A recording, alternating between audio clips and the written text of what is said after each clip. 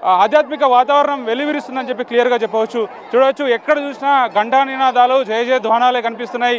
అమ్మవార్లను, వనదేవతలను ఇద్దరిని కూడా కొలుస్తున్నారు. భక్తులంతా కూడా దేశం నలుమూలల నుంచి కూడా భక్తులు తండాలుగా తరలి వస్తున్నటువంటి దృశ్యాలు అయితే క్లియర్గా కనిపిస్తున్నాయి. ప్రధానంగా మహాజాతరలో భాగంగా ఉన్నటువంటి ఆది దేవతగా భావించేటువంటి సమ్మక్క గద్దె దగ్గర కోలాహలం, సందడి వాతావరణం కనిపిస్తుంది.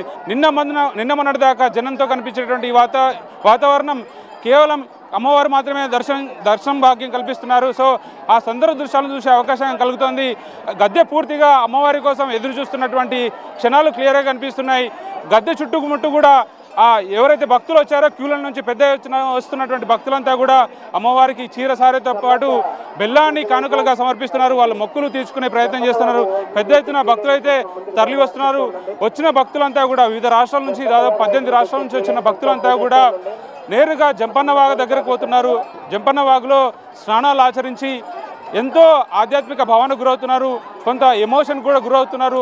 ఆ వాగులో ఎంటర్ అయిన తర్వాత వాళ్ళు స్నానం చేస్తున్న సమయంలో జంపన్న వాగు, అట్లాగే మేడారకు సంబంధించినటువంటి ఒక ఆధ్యాత్మిక భావనకు లోనవుతూ వాళ్ళంతా కూడా అక్కడి నుంచి కుటుంబ సమేతంగా నేరుగా క్యూ లైన్లకు చేరుకుంటున్నారు. క్యూ లైన్లు మొత్తం కూడా కిరికిరిసిపోయాయి. జనం తండాలుగా అనుక్షణం అణువు పెరుగుతూనే ఉన్నారు.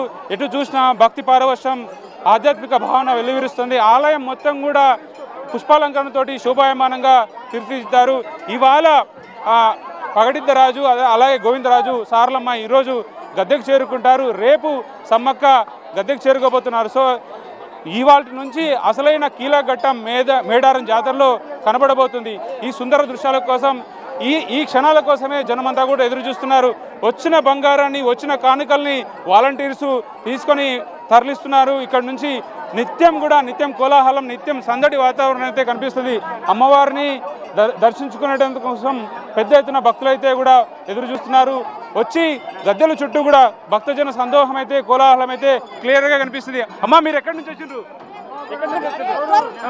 అంబాపురం, తోరూరు. ఓకే, అమ్మవారి దర్శనం కోసం ఎంతకాలం నుంచి ఎదురు చూస్తున్నారు? దర్శనం అయిందా? అయింది, ఇప్పుడు నిమ్మనం అయింది. ప్రతిసారి వస్తా సార్, కానీ మంచిగా జరుగుతలే సార్. మంచిగా పడ్డావు 2 సార్లు. భద్రాచలం అండి. భద్రాచలం అయిపోయిందండి. తీర్చుకున్నాం. మొత్తానికైతే సందడి వాతావరణం అయితే క్లియర్గా కనిపిస్తుంది. ఎటు చూసినా కోలాహలం కనిపిస్తుంది. వచ్చిన భక్తులు ప్రతి ఒక్కరు కూడా బంగారాన్ని కానుకగా సమర్పిస్తారు. బంగారం అంటే ఇక్కడ బెల్లాన్ని అమ్మవారికి ఇష్టమైనటువంటి నైవేద్యం, ఇష్టమైన కానుక కాబట్టి బంగారాన్ని సమర్పించుకోవడం అనేది ఆనవాయితీగా వస్తుంది.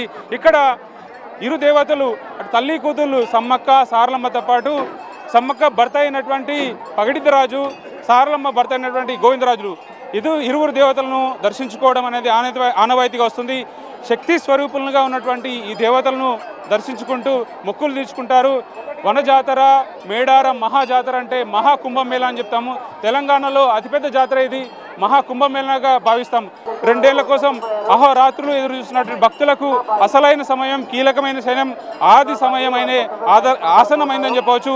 ఇవాళ నుంచి ప్రతి గడువు, ప్రతి క్రియ అంతా కూడా ఎంతో అద్భుతంగా సాగుతుంది.